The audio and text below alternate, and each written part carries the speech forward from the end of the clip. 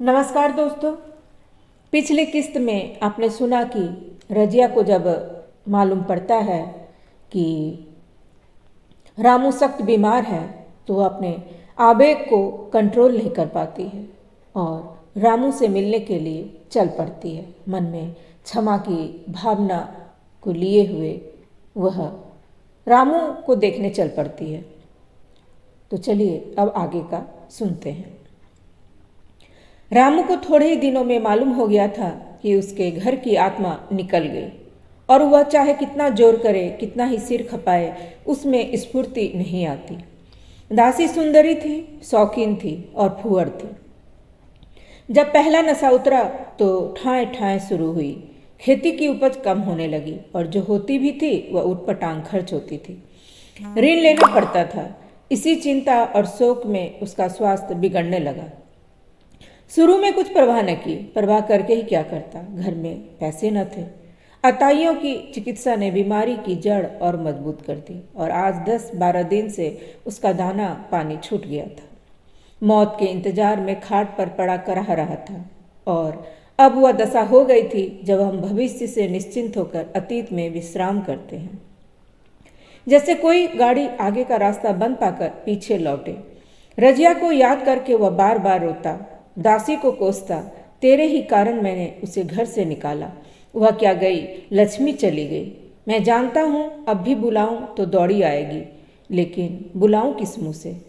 एक बार वह आ जाती और उससे अपने अपराध क्षमा करा लेता, फिर मैं खुशी से मरता, और लालसा नहीं है। सहसा रजिया ने आकर उसके माथे पर हाथ रखते हुए पूछा, कैसा जी है तुम्हारा? मुझे तो आज हाल मिला।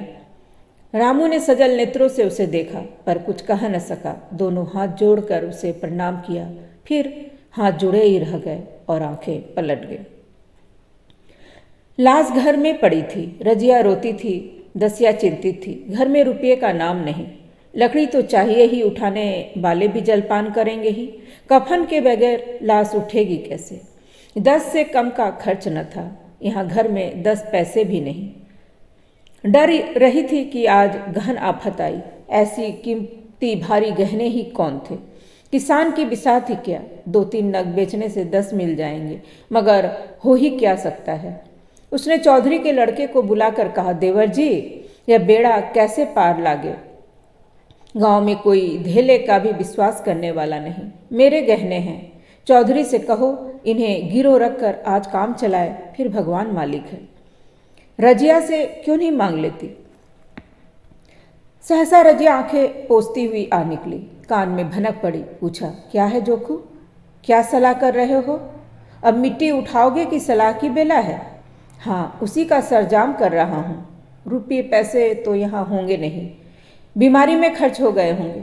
इस बेचारी को तो बीच मझधार में लाकर छोड़ दिया। तुम लपक कर उस घर चले जाओ भैया, कौन दूर है, पूंजी लेते जाओ। मंजूर से कहना भंडार से 50 रुपये निकाल दे, कहना ऊपर की पटरी पर रखे हैं। वह तो कुंजी लेकर उधर गया। इधर दसिया राजो के पैर पकड़कर रोने लगी। बहनापे के ये शब्द उसके हृदय में बैठ गए। उसने देखा रजिया में कितनी दया, कितनी क्षमा है। रजिया ने उसे छाती से लगाकर कहा, क्यों रोती है बहन? वह चला गया, मैं तो हूँ, किसी बात की चिंता न कर।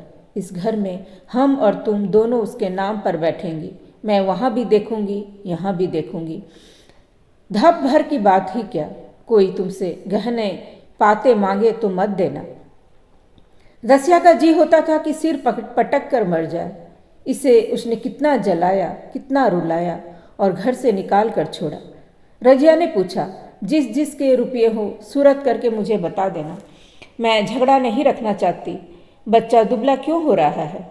दसिया बोली, मेरे दूध होता ही नहीं। गाय जो तुम छोड़ गई थी वह मर गई, दूध नहीं पीता। राम राम, बेचारा मुरझा गया। मैं कल ही गाय लाऊंगी, सभी गृहस्थी उठा लाऊंगी। वहाँ क्या रखा है?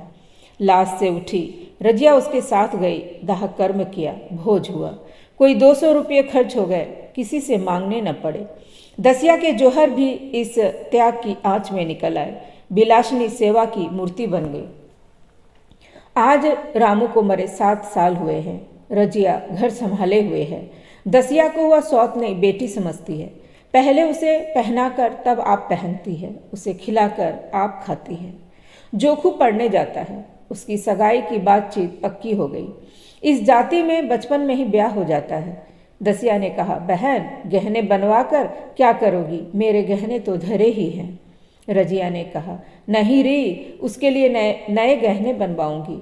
अभी तो मेरा हाथ चलता है, जब थक जाऊं तो जो चाहे करना। तेरे अभी पहनने ओढ़ने के दिन है, तू अपने गहने रहने दे। नाई ठकुर सुहाती करके बोली, आज जोखू के बाप होते तो कुछ और ही बात होती। रजिया ने कहा, वे नहीं हैं तो मैं तो हूँ, वे जितना करते मैं उसका दोगुना करूँगी। जब मैं मर जाऊँ तब कहना जोखू का बाप नहीं है। ब्याह के दिन दसिया को रोते देखकर रजिया ने कहा, बहू तुम क्यों रोती हो, अभी तो मैं जीती हूँ, घर तुम्हारा है, जैसे चाहो रहो। मुझे एक रोटी दे दो बस, और मुझे क्या करना है, मेरा आदमी मर गया, तुम्हारा तो अभी जीता है। दसिया ने उसकी गोद में सिर रख दिया और खूब रोई, जीजी तुम मेरी माता हो, तुम न होती तो मैं किसके द्वार पर खड़ी होती।